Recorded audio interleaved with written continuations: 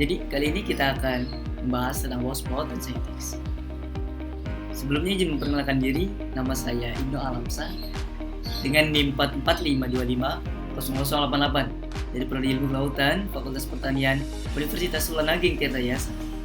Oke, kita akan membahas tentang Worksploit. Ya, apa itu sih Worksploit?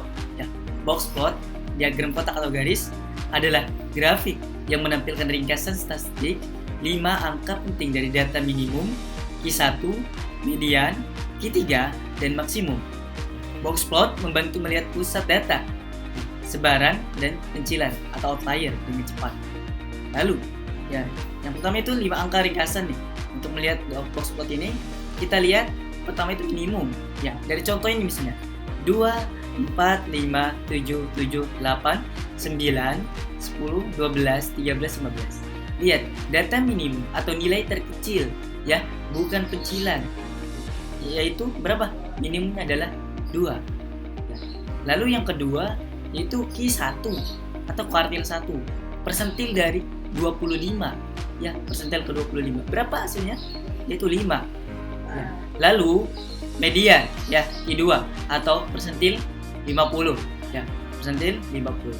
Ya, persentil 50. Kita lihat mediannya adalah 8. Lalu yang ketiga Q3, yang keempat adalah Q3, kuartil 3, persentil ke 75.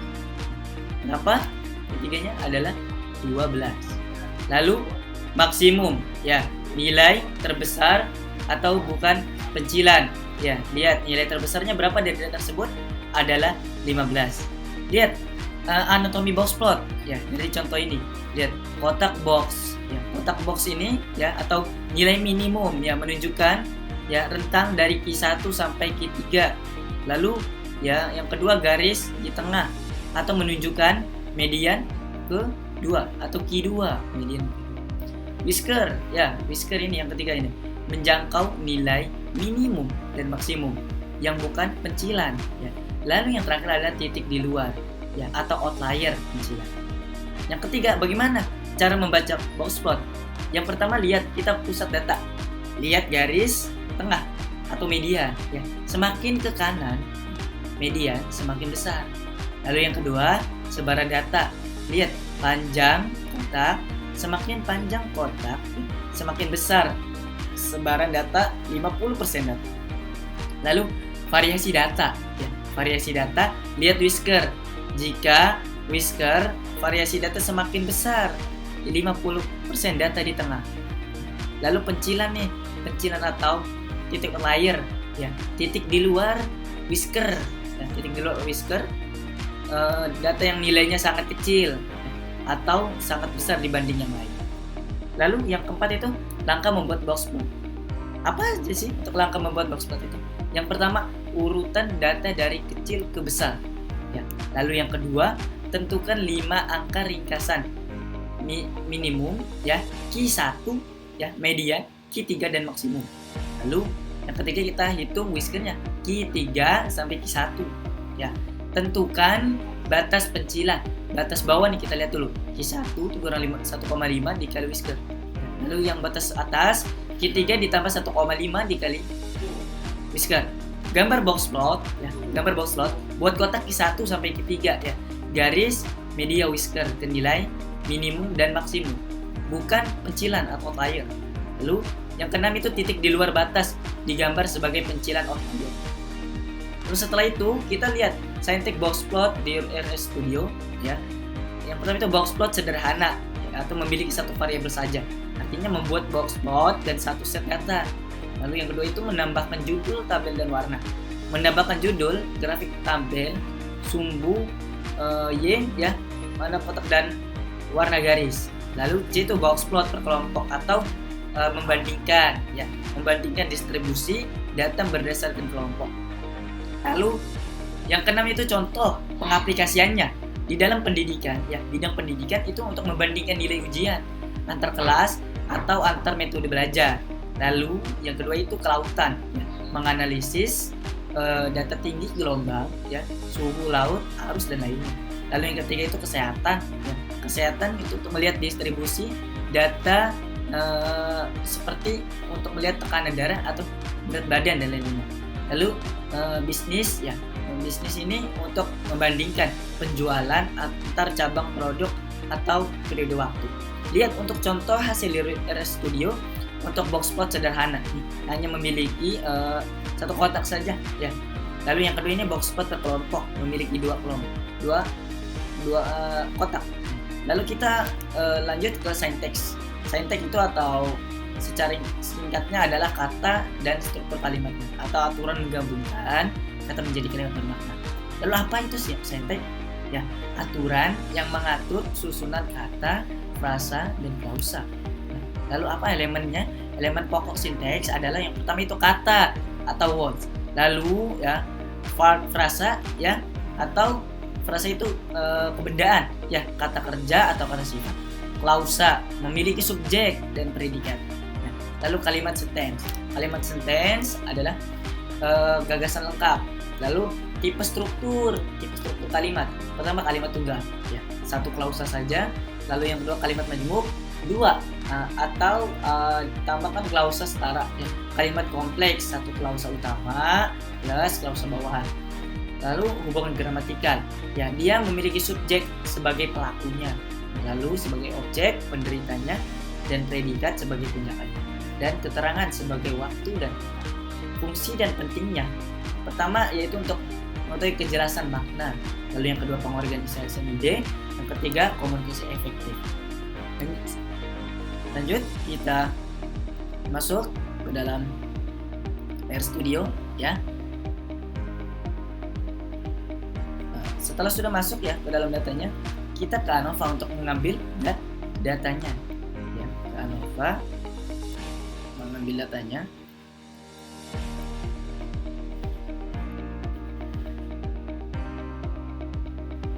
Kita ambil ya.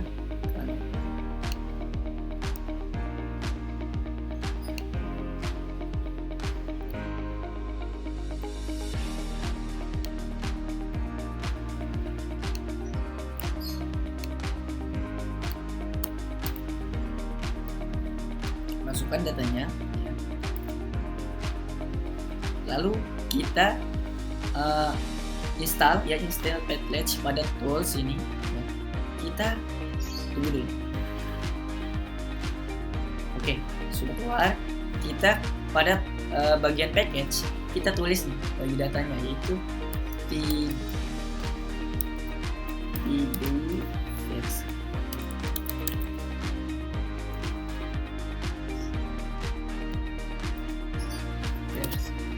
Ya, ini kita install.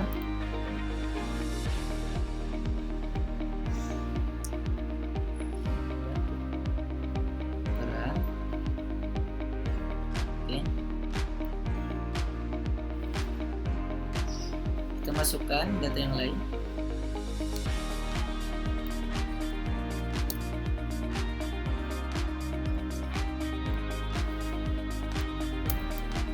Nah, lalu kita install kembali, install package. Kita masukkan datanya.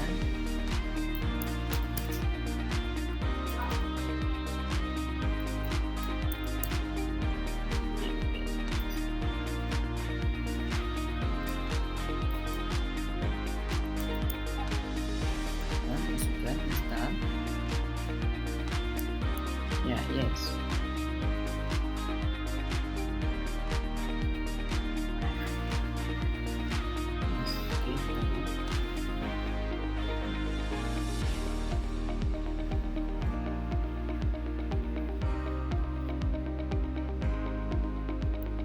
Kita tunggu.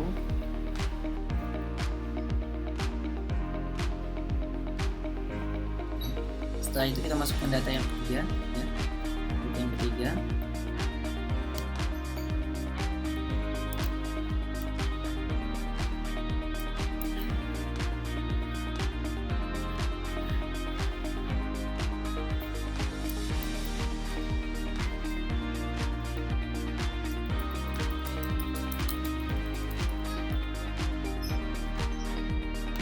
lalu kita tools ya, tools install package, tools install package. list ya, age, trace, statistics. Sini sudah ada statistics, install, list.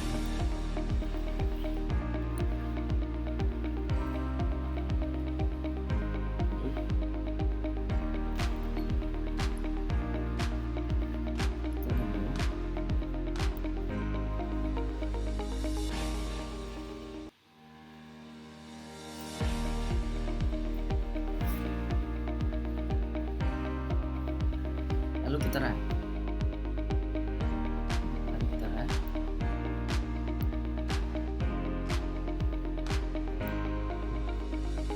Kalau sudah, kita masukkan data selanjutnya, yaitu ya, data preparation. Kita masukkan.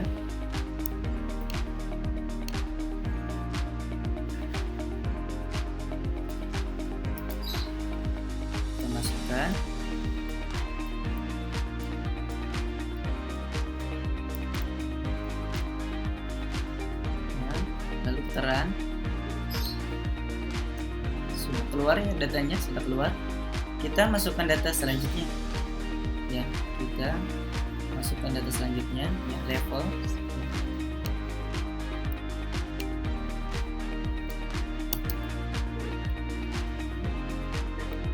Masukkan, lalu kita run. Setelah itu kita masukkan datanya kembali.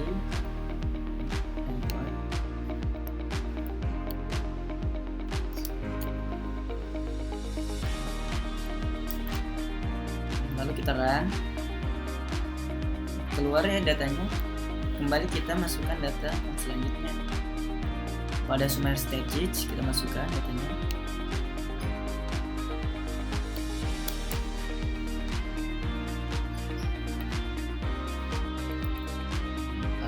Kita run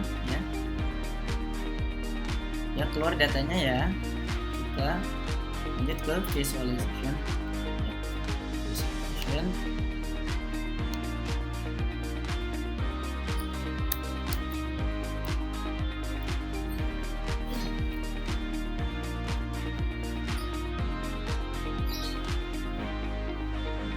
Lalu kita run.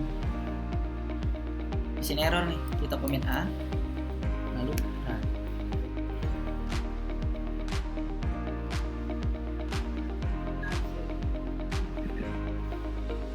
Ya, di sini sudah keluar nih. Ya, di sini disebut dengan ya, di sini ya keluar ya datanya, tabelnya ada garis tengah tabel median ya, garis horizontal ya, di tengah kotak menunjukkan median nilai tengah dari data ya, TRT2 dan TRT1. Nah, kotaknya itu atau interval kotak ini mewakili 50% ya, 50% data bagian tengah. Batas bawah kotak Q1 25%, data berada di bawah nilai ini. Lalu batas atas kotak Q3 75%, data berada di bawah nilai ini. Lalu tinggi kotak menunjukkan seberapa tersebar data tersebut. Terlihat kelompok CTR memiliki variasi data yang cukup lebar dibandingkan TRT2.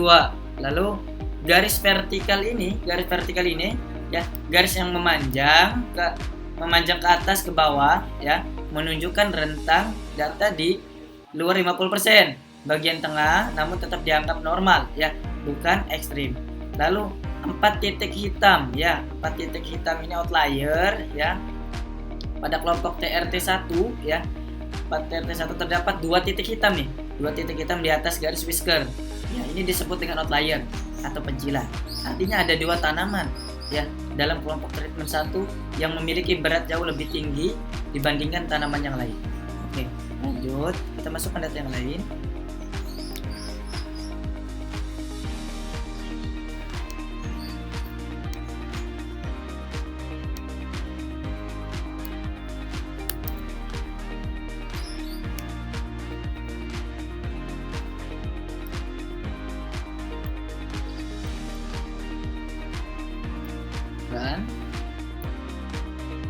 datanya sudah keluar ya.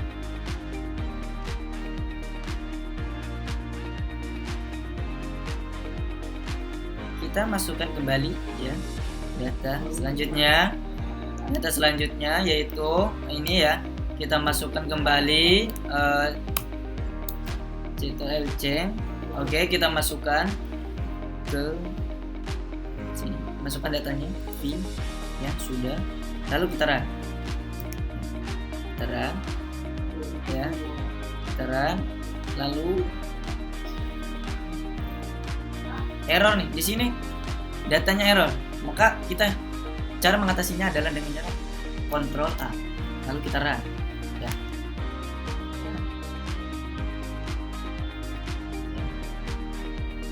Nah, di sini nih datanya keluar ya, plusnya keluar.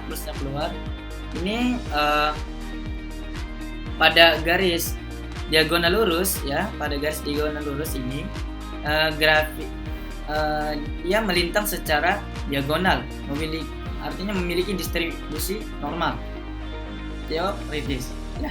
Jika data kamu sempurna mengikuti distribusi normal, maka semua titik hitam akan tepat berada di atas garis ini.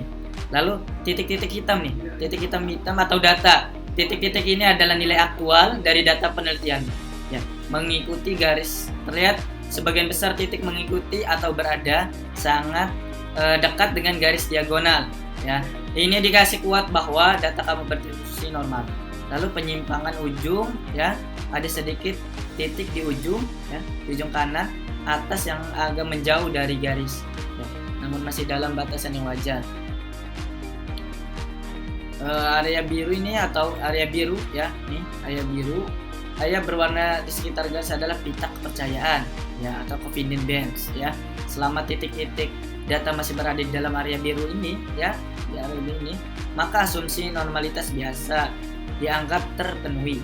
Nah, pada grafik kita ini hampir semua titik berada di dalam area ya. Lalu kita masukkan nih selanjutnya ya, masukkan data yang lain. Oke, ini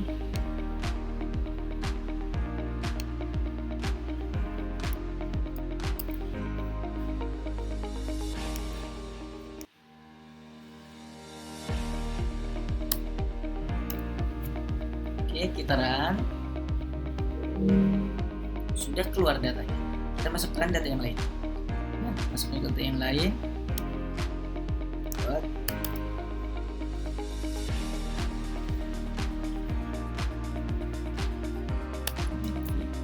Kita run, masuk ya datanya.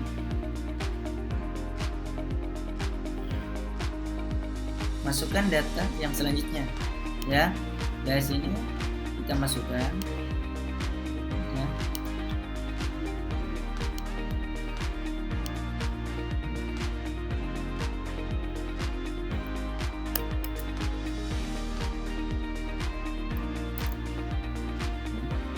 Lalu kita run.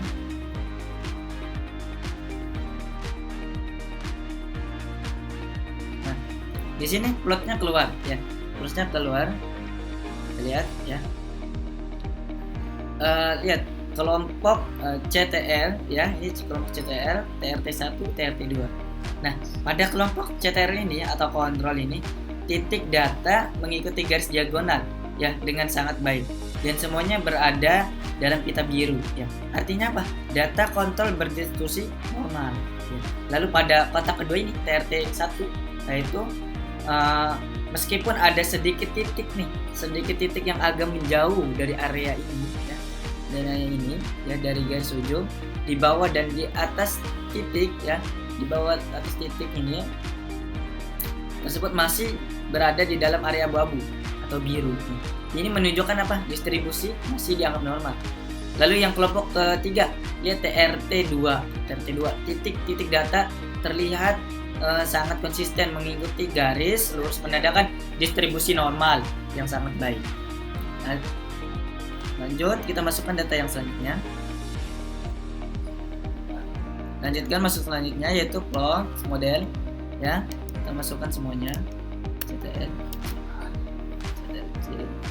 masukkan. ya. Lalu kita run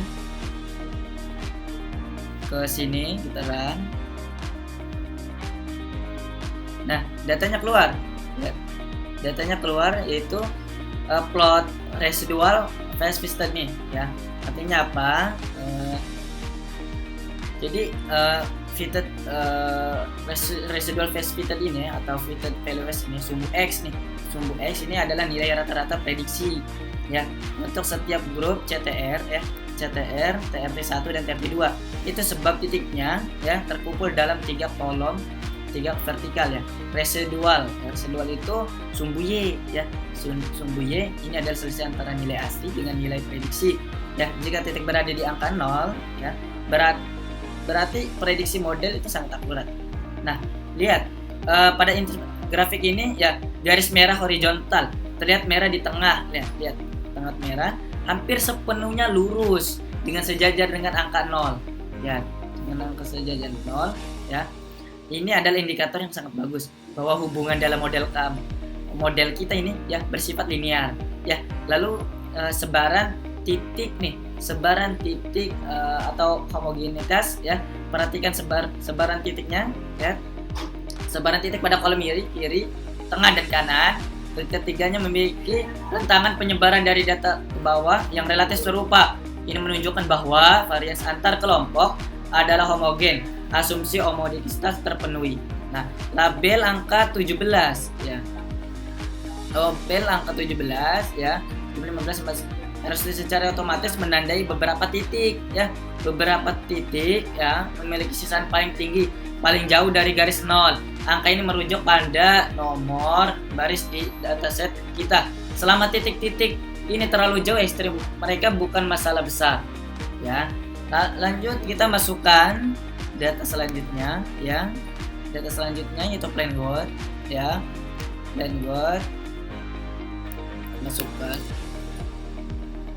Plan word masukkan ke sini. Lalu kita run.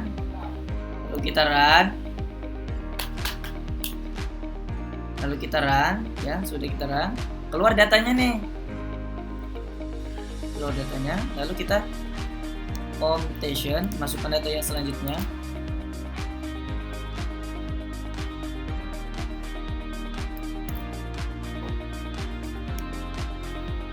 Error nih.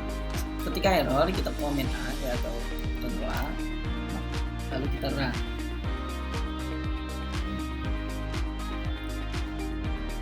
Nah, datanya keluar. Plotnya keluar.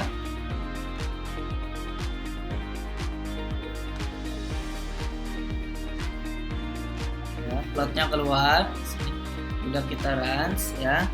Lalu kita masukkan data selanjutnya. Ya, kita masukkan data selanjutnya post hoc text, yaitu dari sini ya, kita masukkan PWC, Ctrl C ya. Lanjut kita masukkan datanya. Ctrl V. Lalu kita run ya. Kita run. Error di sini kita error, maka kita Ctrl Shift A ya, lalu kita run.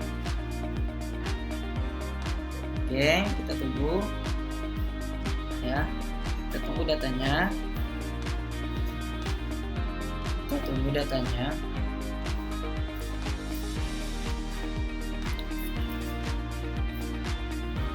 Nah, datanya sudah keluar. Oke, datanya sudah keluar.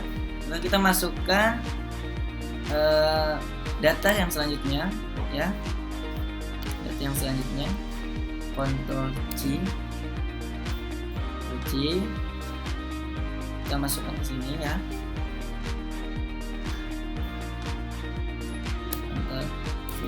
Ya, sudah keluar sini.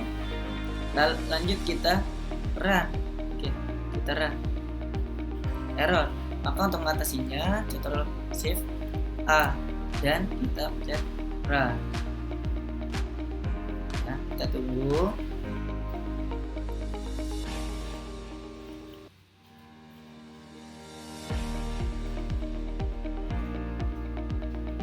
Di sini sudah keluar ya.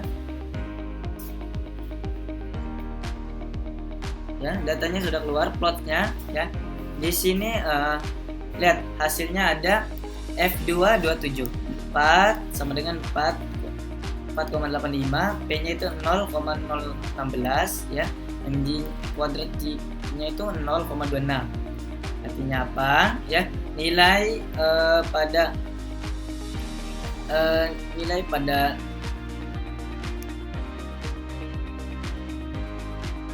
ya, lihat 227 ini ya,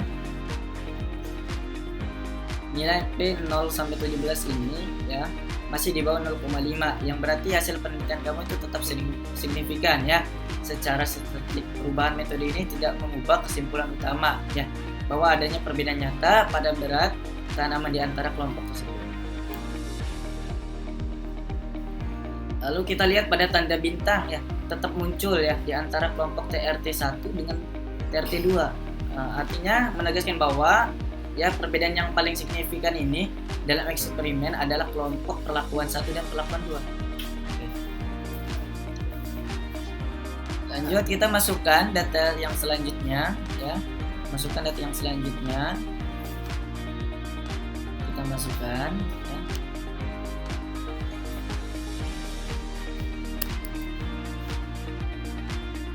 Masukkan data yang selanjutnya. Ya. Nah, selanjutnya kita run. Ya. Kita run. Sudah keluar nih error. Kalau error maka kita ya Ctrl Shift A dan kita run.